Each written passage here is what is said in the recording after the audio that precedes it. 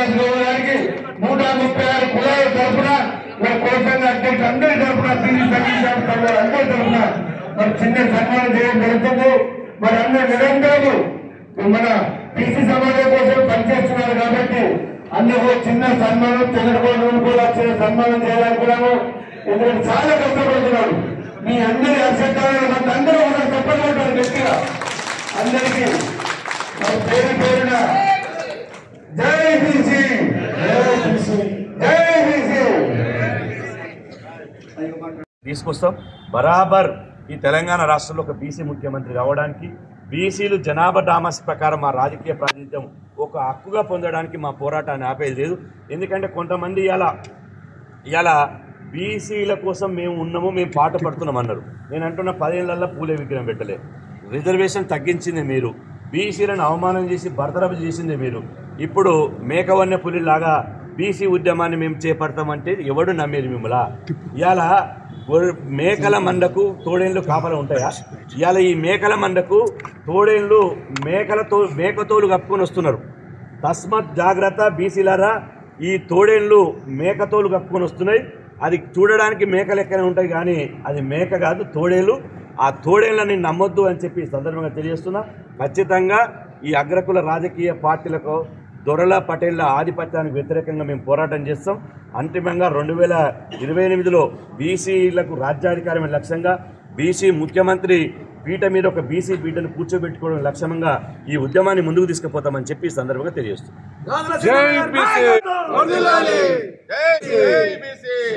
మిత్రుడు సుదీర్ఘకాలంగా మాతో పాటు బీసీ ఉద్యమంలో పనిచేస్తున్నటువంటి కుల్కచర్ల శ్రీనివాస్ ముజార్ గారు, అదేవిధంగా వేదిక ముందున్నటువంటి అందరికీ క్షమించాలి, పేరు చెప్తే చాలా సమయం పోతుంది. అదేవిధంగా మా మహిళా మంది సోదరులు, కుల సంఘాల నాయకులు, వివిధ జిల్లాల అధ్యక్షులు, విద్యార్థి సంఘాల నాయకులు, యువజన సంఘాల నాయకులు, అదేవిధంగా మేధావులు, ఉపాధ్యాయ సంఘాల నాయకులు, గౌరవ పాత్రికేయ సోదరులు, ప్రింట్ అండ్ ఎలక్ట్రానిక్ మీడియా మిత్రులు, ఫోటోగ్రాఫర్ మిత్రులందరికీ పేరు పేరున హృదయపూర్వక నమస్కారాలు. అదేవిధంగా ఆర్టీసీ బీసీ ఉద్యోగ సంఘం నాయకులు, సంచార జాతుల సంఘం నాయకులు అందరికీ పేరు పేరున హృదయపూర్వక నమస్కారాలు. ఈరోజు మనం 136 కులాలకు సంబంధించినటువంటి నాయకులు, అదేవిధంగా అన్ని జిల్లా అధ్యక్షులు ఉన్నారు. ప్రతి ఒక్కరు మాట్లాడాలంటే సమయం చాలా తీసుకుంటుంది. కాబట్టి మళ్ళీ ఇప్పుడు ఎవరెవరు మాట్లాడలేరు మాకు ఉన్నది. కొన్ని జిల్లా అధ్యక్షులు మాట్లాడలేరు.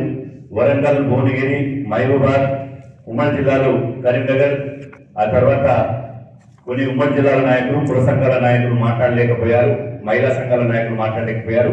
తప్పకుండా సెకండ్ సెషన్ లో అవకాశం ఉంటుంది అని చెప్పి సందర్భంగా తెలియజేస్తూ ఈరోజు ఈ యొక్క సమావేశం యొక్క ఎజెండా మీ ముందు స్పష్టంగా ఈ ఎజెండా కాపీని మనం పెట్టడం జరిగింది. ఇందులో ఈ ఎజెండా అంశాలే 10 ఎజెండా అంశాలు పెట్టాం. ఈ 10 ఎజెండా అంశాల్లో ఇంతకుముందు సీను చాలా స్పష్టంగా మాట్లాడి ఈ సమావేశం ఎందుకోసం పెట్టినాం, ఇందులో ఎట్లా చర్చించాలి, దీని మీద ఎలాంటి తీర్మానం చేయాలని చెప్పడం జరిగింది. కాబట్టి 10 అంశాలను ఏకగ్రీవంగా తీర్మానం చేస్తూ మీ చప్పట ద్వారా ఆమోదించవలసిందిగా విజ్ఞప్తి చేస్తున్నాం. ముఖ్యంగా మన పోరాటం వల్ల కులగణన జరిగింది. కులగణన జరిగిన తర్వాత అసెంబ్లీలో బిల్లు పెట్టారు. 42% రిజర్వేషన్లు స్థానిక సంస్థల ఎన్నికలు కల్పించాలని. ఆ 42% రిజర్వేషన్లు ఇప్పుడు బిల్లు మనం పోరాటం చేస్తే గవర్నర్ నుంచి రాష్ట్రపతి పోయారు. కాబట్టి కేంద్ర ప్రభుత్వానికి సమావేశం ద్వారా ఇలా దేశంలోని 80 కోట్ల మంది బీసీల పక్షాన డిమాండ్ చేస్తున్నాం. ఈ 42% రిజర్వేషన్ల బిల్లుకు మీరు ఆమోద ముద్ర వేయాలి అని చెప్పి సందర్భంగా డిమాండ్ చేస్తున్నాం. తమిళనాడు రాష్ట్ర తరాలో ఏ విధంగా అయితే 9th షెడ్యూల్ పెట్టి ఈ రిజర్వేషన్లు ఇచ్చారో తెలంగాణ రాష్ట్రంలో కూడా అదే విధంగా 9th షెడ్యూల్ పెట్టి బీసీలకు 42% రిజర్వేషన్లు ఇవ్వాలి. అగ్ర కులాలకు వాళ్ళ జనాభా ప్రకారం రిజర్వేషన్లు ఉన్నాయి. మన సోదర ఎస్సీ ఎస్టీలకు వాళ్ళ జనాభా ప్రకారం రిజర్వేషన్లు ఉన్నాయి. జనాభా ఉండి కూడా అత్యధికంగా జనాభా ఉండి కూడా రిజర్వేషన్ లేనటువంటి వాళ్ళు ఈ దేశంలో కేవలం బీసీలు మాత్రమే. అందరికీ వాళ్ళ జనాభా ప్రపోర్షనిటీ రిప్రజెంటేషన్ రిజర్వేషన్ ఉన్నది. కానీ జనాభా ఉండి కూడా రిప్రజెంటేషన్ రిజర్వేషన్ లేనటువంటి ఏకైక ఇవాళ కులాలు బీసీ కులాలు. కాబట్టి ఈ దేశానికి నరేంద్ర మోదీ గారు ఒక బీసీ బిడ్డ ప్రధానమంత్రి అయింది కాబట్టి ఇలా ఈ 42% రిజర్వేషన్లకు రాజ్యాంగబద్ధత కల్పించాలి అని చెప్పి ఈ సందర్భంగా ముక్త ఖండంతో కేంద్ర ప్రభుత్వం డిమాండ్ చేస్తున్నాం.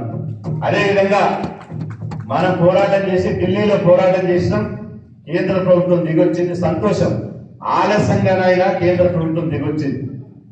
మేము కులగణన చేస్తామని చెప్పి పార్లమెంట్ లో ఇలా నిన్నగాక మొన్న జరిగినటువంటి ఎన్డీఏ సమావేశం 20 రాష్ట్రాల ముఖ్యమంత్రులు, 18 రాష్ట్రాల ఉప ముఖ్యమంత్రులు, ఈ దేశ ప్రధానమంత్రి, హోంమంత్రి పాల్గొన్నటువంటి ఎన్డీఏ సమావేశంలో ఒక తీర్మానం చేశారు.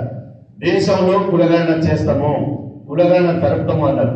దానికి మనందరి తరఫున ఇలా కులగణన జరపడానికి ఈ దేశంలో ఉన్నటువంటి కోట్లాది మంది బీసీల తరఫున స్వాగతిస్తున్నాం, హర్షిస్తున్నాం. అదేవిధంగా ఇంత హిస్టారికల్ నిర్ణయం తీసుకున్నటువంటి నరేంద్ర మోదీ గారికి మనందరి తరఫున ప్రత్యేకంగా ధన్యవాదాలు తెలుపుతున్నాం. మనకి రాజకీయ పార్టీ కాదు, భవిష్యత్తులో రాజకీయ పార్టీ పెట్టే ఇవాళ ఆలోచన ఎజెండా మనకు ఉన్నది. ఇప్పటి వరకైతే రాజకీయ పార్టీ కాదు. ఏ పార్టీ కానీ ఏ ప్రభుత్వం కానీ మనకు మేలు చేస్తే ఇవాళ ధన్యవాదాలు తెలుపుతాం. కానీ కీడు చేస్తే పిడుకులు బిగించి ఆ ప్రభుత్వాల మీద తిరుగుబాటు చేసేటువంటి నేచర్ మన దగ్గర ఉన్నది. కాబట్టి ఇలా కేంద్ర ప్రభుత్వం కులగణన చేస్తామన్నది కాబట్టి మనం ధన్యవాదాలు తెలుపుతున్నాం. ఇదే సమయంలో కులగణన చేస్తామని చెప్పి మీరు ఏళ్ళకేళ్ల తరబడి పెండింగ్ పెట్టుకుంటే పోతే కాదు. కులగణన ఎప్పుడు చేయాలి? ఈ 2025 సంవత్సరంలోనే దేశవ్యాప్తంగా జనాభా లెక్కల్లో కులగణన జరపాలి అని చెప్పి ఇందుకోసం కేంద్ర ప్రభుత్వం తక్షణమే కులగణన ప్రక్రియను ముందుకు తీసుకుపోవడానికి కేంద్రంలోని మంత్రి ఒక 3 మంత్రులతోటి, కేంద్ర కేబినెట్ మంత్రులతోటి మంత్రివర్గ ఉపసంఘాన్ని వేయాలి అని చెప్పి ఈ సందర్భంగా మనందరి తరఫున కేంద్ర ప్రభుత్వాన్ని డిమాండ్ చేస్తున్నాం. అదేవిధంగా దేశంలో 29 రాష్ట్రాలు ఉన్నాయి. అదేవిధంగా 2360 బీసీ కులాలు ఉన్నాయి. దేశంలో వేలాది కులాలు ఉన్నాయి. కాబట్టి ఒక రాష్ట్రంలో బీసీ అయితే ఇంకొక రాష్ట్రంలో ఓసీలు ఉన్నారు, ఒక రాష్ట్రంలో ఎస్సీలు ఉన్నారు, ఒక రాష్ట్రంలో సంచార జాతులు ఉన్నారు. దేశవ్యాప్తంగా బీసీలు అందరూ యూనిఫామ్ గా లేరు. మనం ఉదాహరణ చూసుకుంటే ఇక్కడ మున్నూరు కాపులు బీసీ, పక్కన మహారాష్ట్ర పోతే ఎస్టీ. అదేవిధంగా ఇక్కడ చాలా ఎగ్జాంపుల్ ఉన్నాయి. కాబట్టి ఒక రాష్ట్రంలో ఉన్నటువంటి బీసీ జాబితా ఇంకో రాష్ట్రంలో లేదు. 29 రాష్ట్రాల్లో డిఫరెన్స్ ఉన్నాయి. కాబట్టి దీన్ని తేల్చడానికి దేశంలో ఉన్నటువంటి బీసీ సామాజిక వర్గానికి సంబంధించినటువంటి రిటైర్డ్ జడ్జీలతోటి, రిటైర్డ్ ఐఏఎస్లతోటి, రిటైర్డ్ ఐపీఎస్లతోటి, సామాజిక తత్వవేత్తలతోటి నరేంద్ర మోదీ గారు ఒక నిపుణుల కమిటీని వేయాలి అని చెప్పి సందర్భంగా మనం అందరం తరఫున డిమాండ్ చేస్తున్నాం. ఆ తర్వాత ఇవాళ కేంద్ర ప్రభుత్వం కులగణన చేస్తామంటుంది. సరే, ధన్యవాదాలు చెప్తున్నాం. మీరు కులగణన చేయాలని ఇప్పుడు చాలా మంది మాట్లాడుతూ ఆ కేంద్ర ప్రభుత్వం ఉన్న బీజేపీ మీద మాకు నమ్మకం లేదు, ఆ బీజేపీ కులగణన చేస్తామంటే మేము ఒక జాతీయ పార్టీగా, ఒక కేంద్ర ప్రభుత్వంగా, ఒక ప్రధానమంత్రి గారు ఈ దేశానికి ప్రధానమంత్రి గారు చెప్తున్నారు కాబట్టి నమ్ముతున్నాం. నాతో పాటు దేశంలో ఉన్న ఈ రాష్ట్రంలో ఉన్న బీసీలు నమ్మాలంటే ఈ తెలంగాణ రాష్ట్ర అసెంబ్లీలో చేసినటువంటి 42% బిల్లు, ఏదైతే రిజర్వేషన్ల బిల్లు మీ దగ్గర ఢిల్లీలో ఉన్నదో ఆ బిల్లును మొదటగా ఆమోదించి పంపండి. అప్పుడు ఆమోదిస్తే దేశంలో బీసీలు బీజేపీ ప్రభుత్వాన్ని, కేంద్ర ప్రభుత్వాన్ని 100% నమ్ముతాము అని చెప్పి సందర్భంగా తెలియజేస్తున్నా. మీరు ఈ 42% రిజర్వేషన్లు ఆమోదించకుండా ఈ 42% రిజర్వేషన్లను మీ నోటికాడికి వచ్చినటువంటి రిజర్వేషన్లను ఇవాళ యాక్సెప్ట్ చేయకుండా మేము కులగణన చేస్తామంటే దేశంలో బీసీలు నమ్మేటువంటి పరిస్థితి ఉండదు. కాబట్టి మీరు ఈ 42% రిజర్వేషన్లకు ఆమోద ముద్ర వేయండి అని చెప్పి సందర్భంగా తెలియజేస్తున్నా. ఇటీవల ముఖ్యమంత్రి రేవంత్ రెడ్డి గారు మనందరూ తెలుసు, ఢిల్లీలో మనమందరం ధర్నా చేస్తే మనతో పాటు ఎండలో వచ్చి 2.5 గంటలు కూర్చున్నాడు. అయ్యా, ఇప్పటి వరకు దేశంలో బీసీలు ధర్నా చేస్తే ఏ ముఖ్యమంత్రి కూడా పాల్గొనలేదు. బీసీ కాకపోయినా నువ్వు ఓసీ బిడ్డవైనా రెడ్డి బిడ్డవైనా మా ధర్నాలో పాల్గొన్నందుకు మీకు ధన్యవాదాలు చెప్పినాం. కానీ కానీ దాని మీద మీరు ఒత్తిడి చేసే ప్రక్రియ ఏదని అడుగుతున్నా. ఇప్పటికి ధర్నా చేసి ఏప్రిల్ 2వ తేదీన మనం ఢిల్లీలో ధర్నా చేసినాం. ఏప్రిల్ 2 పోయింది, మే 2 పోయింది, ఇప్పుడు మళ్ళీ రేపు మాప జూన్ 2 వస్తుంది. అంటే ధర్నా చేసి 2 నెలలు కావస్తుంది. 2 నెలల నుంచి మీ కార్యాచరణ ఏంటి? రేవంత్ రెడ్డి గారు మీరు తక్షణమే అఖిల పక్షాలు తీసుకుని వెళ్ళి ఈ నరేంద్ర మోదీ గారి దగ్గర కూర్చొని ఈ 42% రిజర్వేషన్ల బిల్లును తీసుకొచ్చే బాధ్యత రాష్ట్ర ముఖ్యమంత్రి రేవంత్ రెడ్డి మీద ఉంది అని చెప్పి ఈ సందర్భంగా తెలియజేస్తున్నా. అదేవిధంగా ఇవాళ ముఖ్యమంత్రి గారు పార్టీ పరంగా 42% ఇస్తామని అంటున్నారు.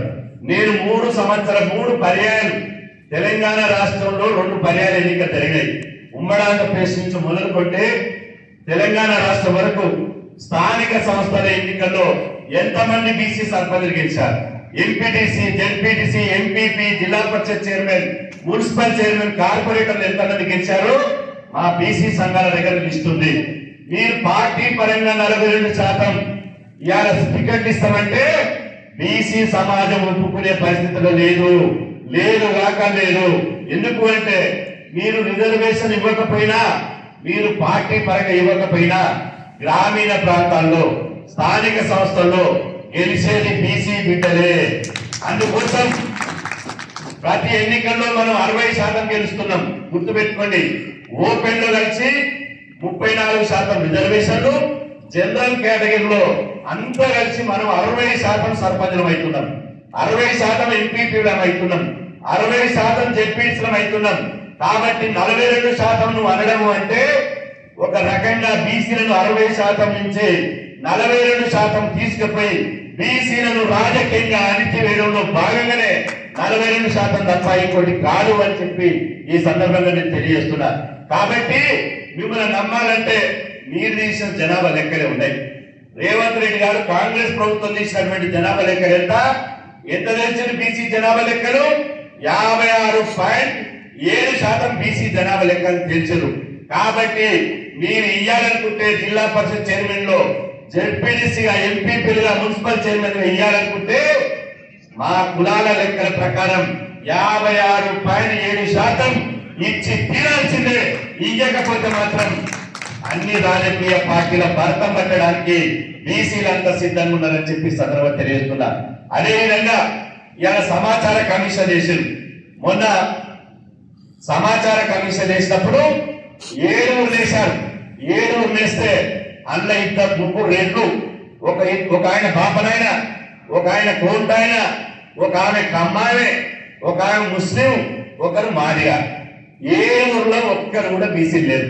నేనంటున్నా రేవంత్ రెడ్డి, నీ కంటికి బీసీలు కనపడతలేదా నేను అడుగుతున్నా. నీ కంటికి ఇంత శాతం 136 కులాలు 60% జనాభా ఉన్న బీసీలకు వెళ్ళి తెలంగాణ రాష్ట్రంలో 2 కోట్ల మంది బీసీల నుంచి ఒక్క సమాచార కమిషన్ గా బీసీలు అయ్యేటువంటి అర్హత బీసీలకు లేదా? మాకు బీసీలుగా పుట్టడమే పాపమైనా లేదా బీసీలుగా ఉండడమే సమాచార కమిషన్లకు అనర్హతగా ఒకసారి ఆలోచన చేయాలి.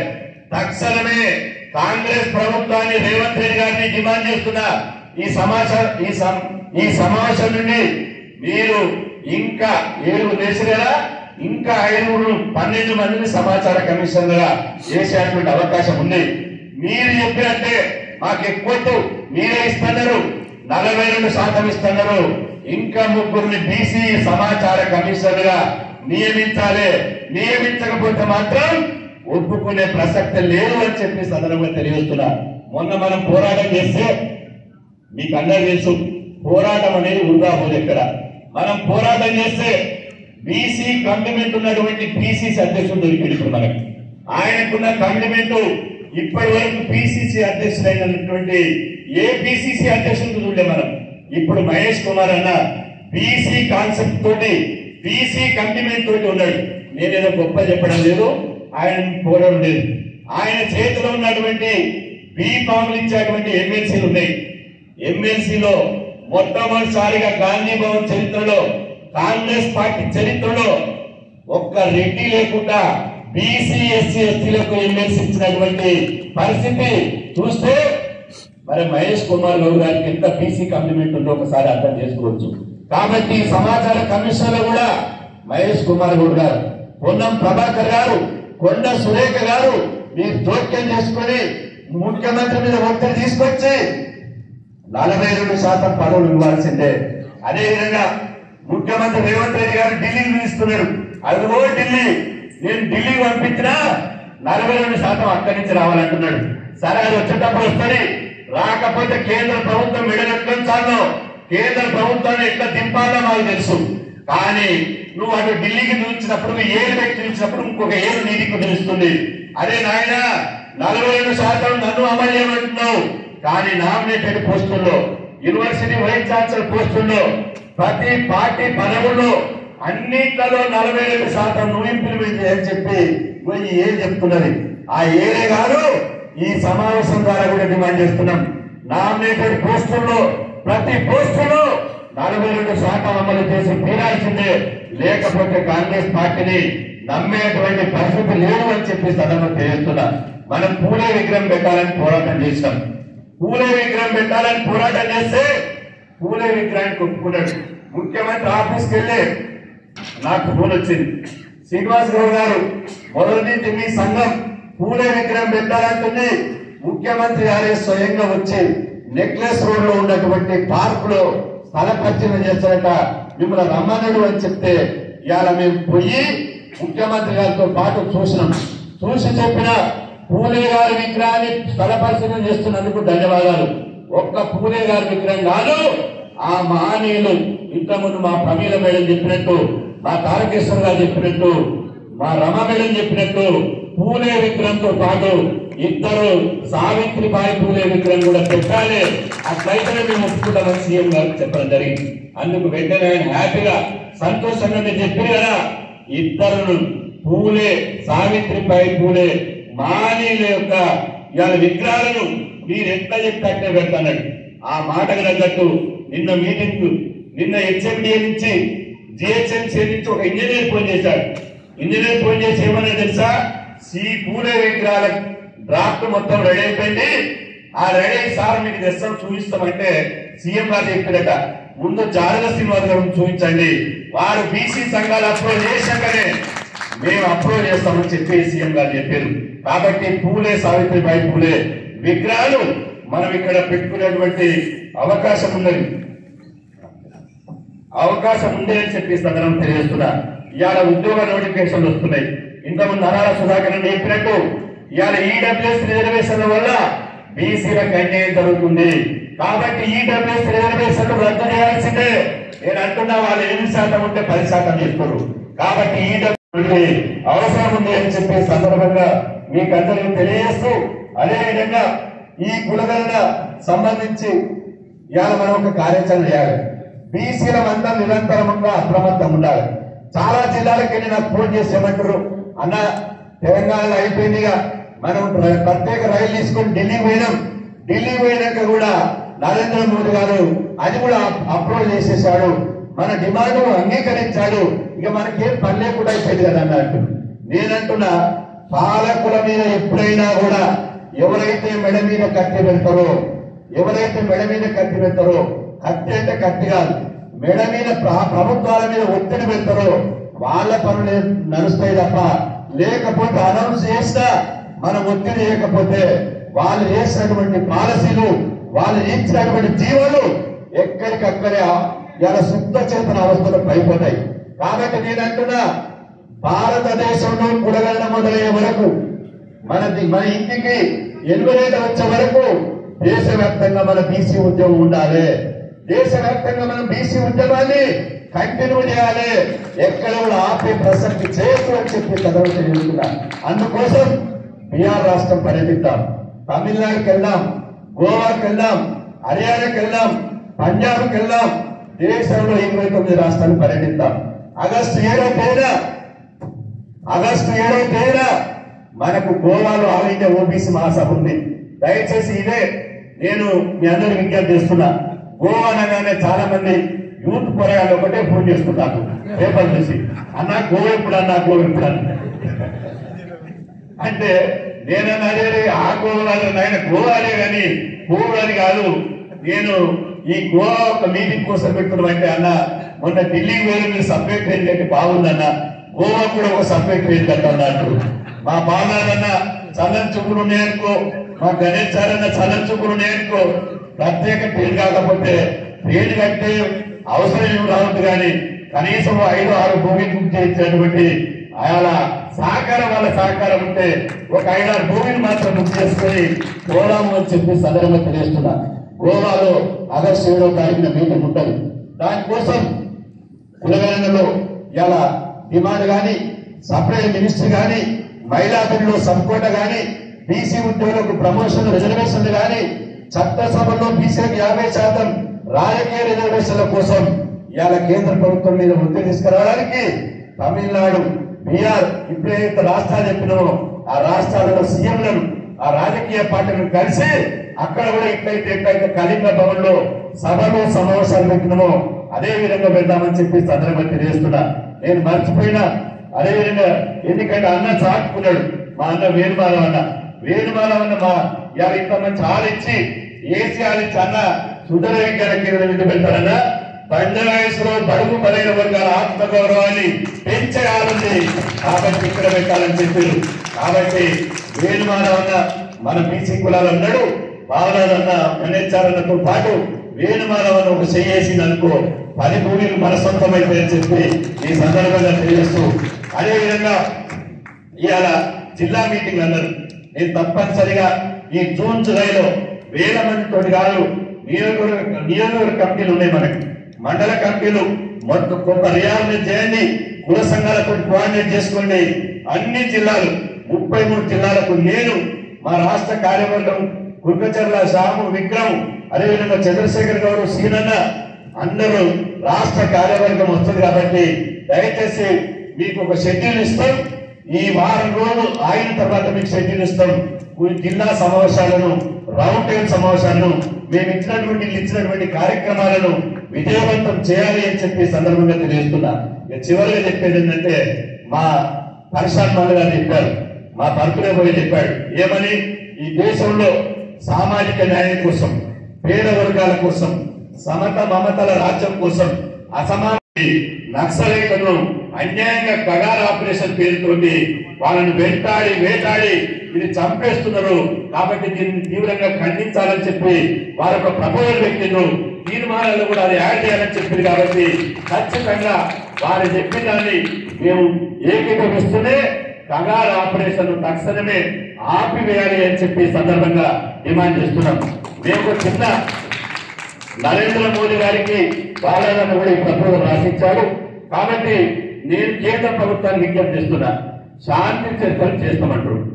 ఆయుధాలు విసర్జించి ఆయుధాలు లేనటువంటి సమాజం కోసం మేము సాయుధ పోరాటం చేస్తాము, ఇవాళ శాంతి చర్చలు జరపండి వాళ్ళు అంటలేదు. అవసరమైతే ఆయుధాన్ని వదలడానికైనా సరే కానీ శాంతి చర్చలు చేయండి అంటున్నారు. నేను అంటున్నా, ఈ హైదరాబాద్ లో ఒక పాము వస్తుంది, ఆ పాము కలిస్తే మనిషి చనిపోతాడు. కానీ ఆ పాముని చంపుతారు ఎవరన్నా? ఎవరు చంపడు, తెలివి ఉన్నోడు ఎవరు చంపడు. పాములను, జంతువులను చంపడం చట్టవిరుద్ధం. కాబట్టి ఆ కలిసే పాముని ఎవరైతే ఈ పామును పట్టేట ఆయన ఉంటాడో ఆయన ఫోన్ చేసి పిలిచి ఆ పామును సజీవంగా తీసుకుపోయి తాసు పామును, నామ పామును తీసుకుపోయి అడవుల్లో వేస్తారు. అంటే మనను చంపేటువంటి అవకాశం ఉన్నటువంటి పాములను కానీ, పుల్లను కానీ, సింహాలను కానీ, క్రూర మృగాలను కానీ మనం చంపం. అటవీ శాఖ వాళ్ళకు ఫోన్ చేస్తే వాళ్ళు బతకపోయి ఇవాళ అడవులు వదిలిపెడతారు. ఇవాళ భారతదేశ రాజ్యాంగం అంత గొప్పది, మరి అట్లాంటి వాళ్ళనే చంపుతారమే. కానీ దేశ పౌరులైనటువంటి, సమాజం కోసం పోరాడినటువంటి ఇవాళ మన దేశ బిడ్డలైనటువంటి మావోయిస్టులను కూడా చంపడం బాగా కాదు. శాంతి చర్చలు చేయండి, వాళ్ళతో ఇవాళ వాళ్ళ జనజీవన సవత్తులు కలవడానికి సిద్ధం చేయాలి. నక్సలైట్లు కూడా ఈ వేదిక ద్వారా నేను విజ్ఞప్తి చేస్తున్నా. మీరు గతంలో సాయుధ పోరాటం చేశారు, చేయొచ్చు, నేను కాదంటలేను. కానీ ఇప్పుడు టెక్నాలజీ పెరిగింది, అదేవిధంగా ప్రజల యొక్క చైతన్యం పెరిగింది, ప్రజల యొక్క కమ్యూనికేషన్ పెరిగింది. కాబట్టి ఆయుధాలతో నడిచే పరిస్థితి లేదు ఇప్పుడు సమాజంలో. కాబట్టి మీరు కూడా ఆయుధాలను వదిలేసి ప్రజాస్వామ్యబద్ధంగా, చట్టబద్ధంగా, అంబేద్కర్ ఇచ్చినటువంటి రాజ్యాంగబద్ధంగా పనిచేయడానికి ముందుకు రావాలి అని చెప్పి ఈ సమావేశం ద్వారా నేను పిలుపునిస్తున్నా. ఏ రకమైనప్పటికీ తస్మత్ బీసీలారా నేను చివరిగా చెప్తున్నా, తస్మత్ జాగ్రత్త.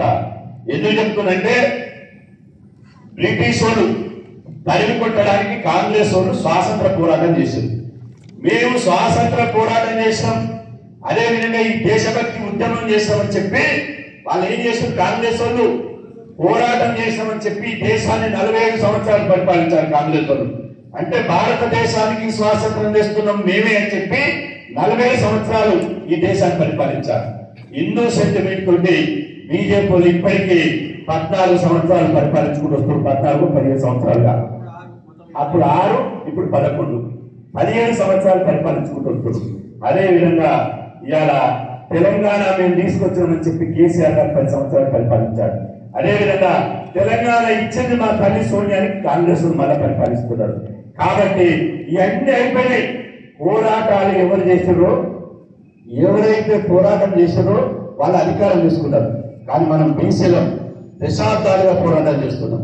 కానీ మనం ఇంకా సంక్షేమ హాస్టల్, స్కాలర్షిప్లు, సబ్సిడీలు, రాయితీలు, కులాలకు ఆత్మగౌరవ భవనాల పేరు దగ్గరనే ఉంటున్నాం.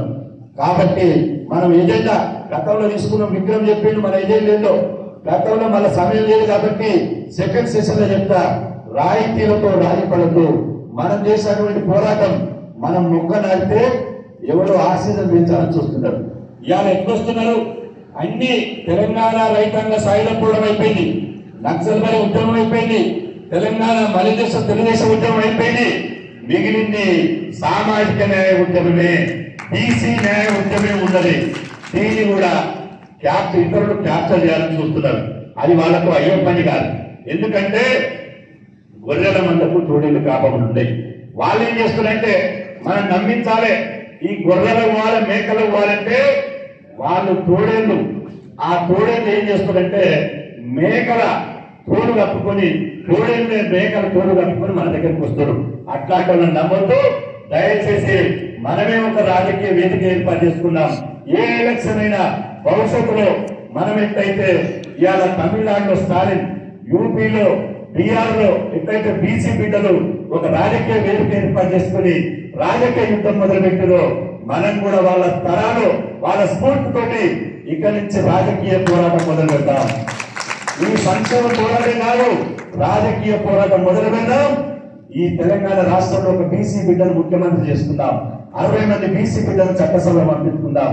ఇవాళ ఓటు మనదే, సీటు కూడా మనదే అని నిరూపిద్దామని చెప్పి ఈ సందర్భంగా తెలియజేస్తూ ఇంత మంచి అవకాశం కల్పించినటువంటి మీ అందరికీ, అదేవిధంగా వేదిక మీద ఉన్నటువంటి అయితే వీరందరికీ ప్రత్యేకంగా ధన్యవాదాలు చెప్పుకుంటూ, బీడీసీల పేరు మీద మేర్ నిజామాబాద్ లాంటి మా సుధాకర్ అన్న ఇక్కడ ఉన్నాడు కాబట్టి ఆయన యాక్టివ్ ఉంటాడు. అదేవిధంగా మా వినోద్ గారు, మా అన్న మా కరిప రవీంద్ర గారు ఇక్కడ ఉన్నారు కాబట్టి వీడీసీల పేరు మీద, కులాల మీద ఆధిపత్యం చేస్తున్నారని చెప్పి, అదేవిధంగా గౌరవ సామాజిక వర్గానికి సంబంధించిన వాళ్ళని వెలివేసి వాళ్ళని రాముడి గుడిలోకి రాజేయకుండా అన్యాయం చేసినని ఒకటి ఉంది. కాబట్టి తక్షణమే ఈ సమావేశం తీవ్రంగా ఖండిస్తూ బీసీ సంక్షేమ సంఘం ద్వారా ఆ గ్రామానికి పోయి ఆ సమస్య మీద పోరాటం చేయవలసిందిగా సూచిస్తూ ఈ అవకాశం ఇచ్చినప్పుడు మీ అందరికీ, మీడియా మిత్రులందరికీ ప్రత్యేకంగా ధన్యవాదాలు తెలుపుకుంటూ, ఇవాళ ఆలోచనందుకు అన్నగారికి, వేణుమాధవ గారికి, భోజనం పెట్టినందుకు బాలాజన్న గారికి ప్రత్యేకంగా ధన్యవాదాలు తెలుపుకుంటూ, ఈ భోజనం చేసాక రండి అన్ని విషయాలు మాట్లాడదాం. సెకండ్ 1000 మందికి భోజనాలు చేయించడం అది నా నాకు వస్తుందో రాదు అని ఆలోచన లేదు. మనందరూ తెలుసు, మన బలం తెలుసు కాబట్టి ఎక్కడ కూడా లోటుగా రావద్దని చెప్పి అందరికి 1000 మందికి భోజనాలు చేయించడం. కాబట్టి భోజనం అయిపోయినాక మళ్ళీ మాట్లాడినటువంటి వాళ్ళు మళ్ళా మాట్లాడే అవకాశం వస్తుంది. కాబట్టి మీరంతా రావాల్సిందే విజ్ఞప్తి వస్తుంది.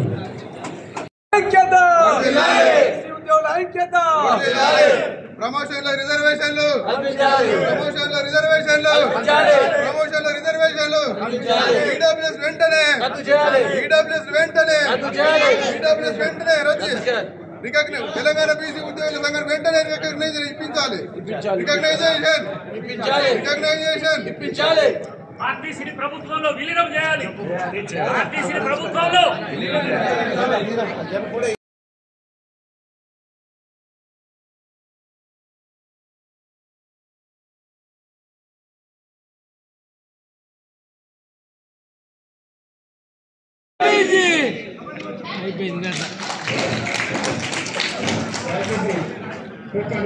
మాట్లాడతారు. ముఖ్య అతిథి సీనన్న గారు మాట్లాడే ముందు చివరిగా ఒకే ఒకరు బీసీ మహిళా సంక్షేమ సంఘం రాష్ట్ర ప్రధాన కార్యదర్శి తారకేశ్వర్ గారు మాట్లాడుతున్న కోరుతాం. అందరికీ నమస్కారం. అధ్యక్షుడు వయసులను ముఖ్య అతిథిగా చేసిన వందనాలు తెలియజేస్తా ఉన్నాను. మహిళా బిల్లులో సపోర్ట్ రబ్బంత శాతం లేని అగ్రకుల మహిళలకి కాకుండా మా మహిళలకి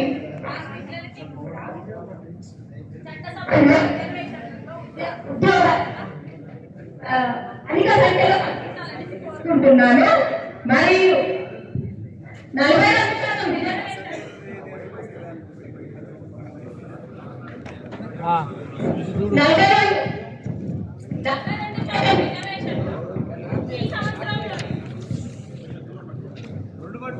ఇదే సంవత్సరంలో కేంద్ర ప్రభుత్వం చేయాలి. అంతవరకు స్థానిక ఎన్నికలు చేయకుండా మనం ప్రతి మీటింగ్ లో ఉద్యమాలు నిరాహార దీక్షలు ప్రతి ఒక్కటి చేయాలి. అన్న మీరు చేయాలి, మీరు ఉంటూనే ఉంటారు. ప్రతి ఒక్క మహిళకి ఎవరు కూడా బీసీ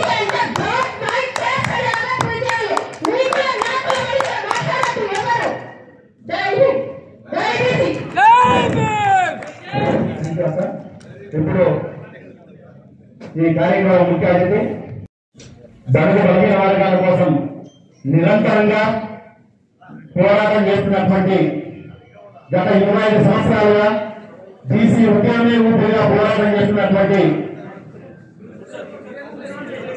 బీసీ సంక్షేమ సంఘం జాతీయ అధ్యక్షుడు జావేద్ సిన్హా గారు మాట్లాడే ముందు మీరు అందరూ కూర్చోవాలి.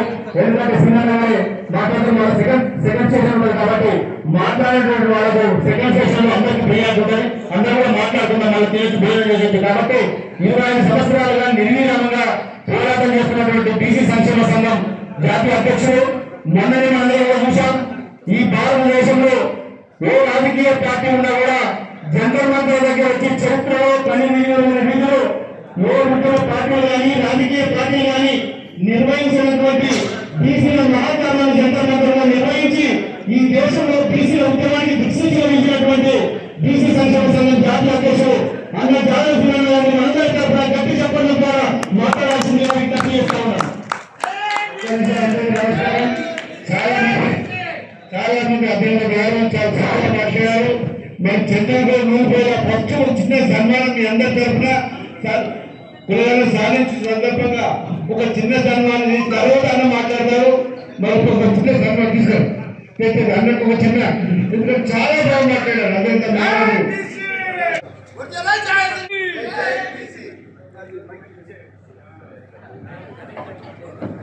చంద్రబాబు నూరుపేల చిన్న సన్మానం మీ అందరి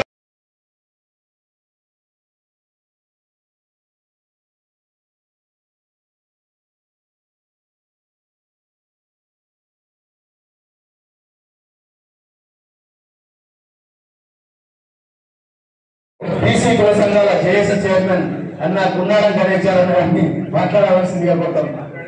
చాలా సంతోషం. అద్వైత మహారాజులు చక్కని విషయాలు చెప్పారు, అందరూ నోట్ చేసుకున్నారు. ఏదేమైనా కానీ రాబోయే రోజుల్లో బీసీ సామ్రాజ్యాన్ని నిలబడతాం. మరి ప్రధానమంత్రి సైతం మా జావేద్ సిన్హా గారిని మమ్మల్ని పిలిచారు, రాహుల్ గాంధీ గారు కూడా పిలిచారు. మీ సమస్యలు ఏమున్నాయి చెప్పండి. శ్రీనివాస్ గారు చెప్పారు మా సమస్యలు ఇలా ఉన్నాయని, కొన్ని సమస్యలు ముందు తక్షణమే అమలు చేస్తామని చెప్పి అక్కడ ప్రధానమంత్రి ఇక్కడ ప్రతిపక్ష నాయకులు కూడా మన విన్నపాలను మన్నించి మన సమస్యలు పరిష్కరిస్తున్నారు. కాబట్టి మన బీసీ సంఘం మరి అడుగున సమస్యలపై పోరాటం చేస్తుంది. మీరందరూ స్వాతంత్రం కోసం పోరాటం మానవీయ ఏ విధంగా ఉన్నారో ఇప్పుడు మరి ఏ విధంగా పూజించబడుతున్నారో అదేవిధంగా మరి బీసీల కోసం పోరాటం చేస్తున్నారు. అందరూ మానవీయులు అవుతారు. రాబోయే రోజుల్లో మనదే రాజ్యం వస్తుంది. మరి తర్వాత సెక్షన్ అని మాట్లాడతారు, కాలకంగా మారుతుంది. అందరికీ విషయాలందరూ కృతజ్ఞతలు అందరికీ పోయిన సెక్షన్ కింద ఉన్నది. అందరూ పోయిన కింద డైనింగ్ హాల్ అందరూ కుక్కో ఫోన్ చేయండి. తర్వాత ఏం చేయమైనా మాట్లాడదాం. అన్ని భవిష్యత్తు కొంచెం మాట్లాడించలేకపోయారు. మరి అందరినీ కూడా మాట్లాడించడానికి ప్రయత్నం చేస్తాం. సెవెన్ సెక్షన్ లో అందరూ మాట్లాడతారు. దాంట్లో భోజనం చేసిన తర్వాత వచ్చి